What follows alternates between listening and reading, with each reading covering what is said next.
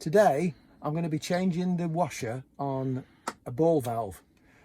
There is an overflow at this house that has been dripping constantly for some time, and when I saw it the other day, it wasn't just dripping, it was running. And I'm confident, having looked into the tank, which was over full with water, that the washer on the ball valve has gone. So I'm going to take that off, change it, and hopefully cure the problem. This is the problem. The ball valve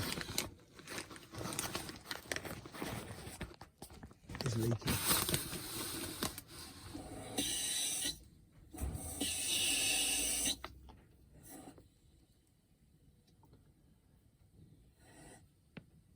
So what should happen is that the float on the end of the arm is buoyed up by the water and closes off the water supply here in the valve. What's actually happening is that the water is going higher than the normal level of the valve because water is leaking past the washer that's contained in the valve. So what we've got to do is remove the split pin, take the arm off, and that will then enable us to undo that, pull out the piston which is inside the body of the valve, and in the piston is the washer. My first task is to remove the split pin.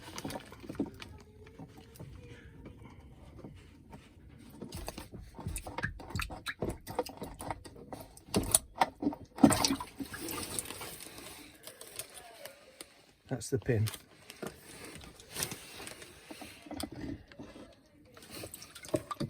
There's the arm.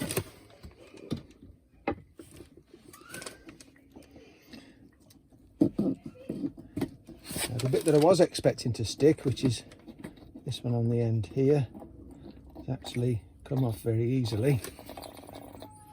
That's that cap. It actually feels like a plastic cap. To get the plunger out of the body, I got someone to turn the cold water on at the mains, just gently, and it was enough just to push this piston to there, and out it comes. And this is the offending article. That little piece of rubber there is what we've got to change. Now, I expected it to be a brass plunger. Looks as if it's made of nylon, but the principle is the same. There's the little washer, and we're going to take that out and replace that with a new black rubber washer, put it all back together.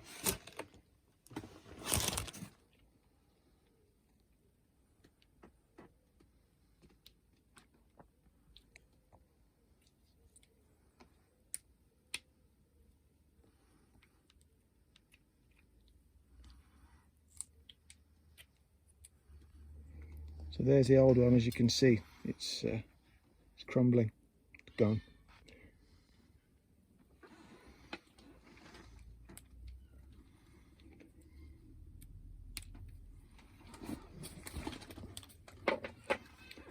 Here's the packet of new washers.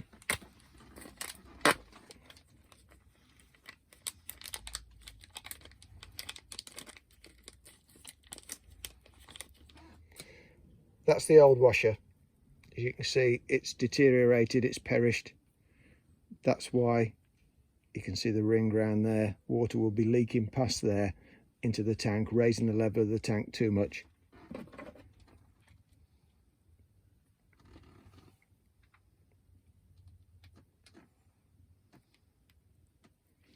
Squeeze that one in there, make sure it's lying nice and flat. Now we've got this new one in, nice flat smooth surface.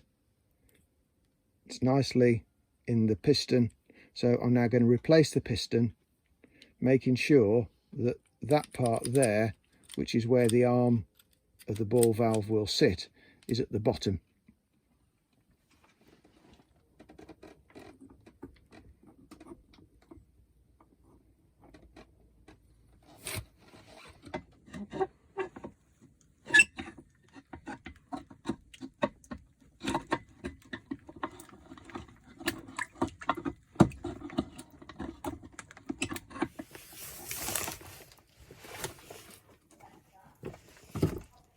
putting the pin back in to retain the arm.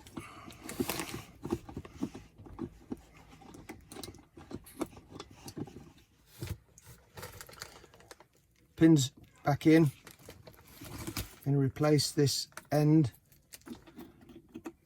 over there. Before I open up the split pin, we're just going to turn the water back on, make sure everything's okay, and then when that's done, I'll open the split pin up and the job's a good one.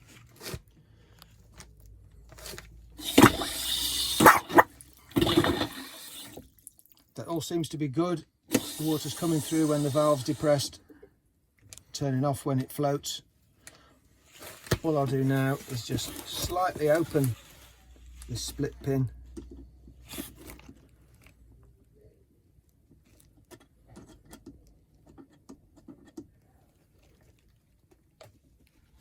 Just to stop it from dropping out. Confident it won't.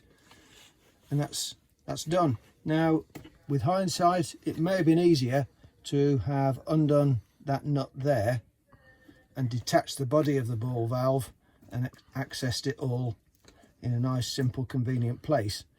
The reason I didn't do that initially was because in there will be a red fibre washer, and because this is old, I was concerned that the red fibre washer might disintegrate. I hadn't got one available, so that would have meant having to go down the shop and get one. But it's worked. We've managed to do it in situ and resolve the problem. There should no longer be any overflow.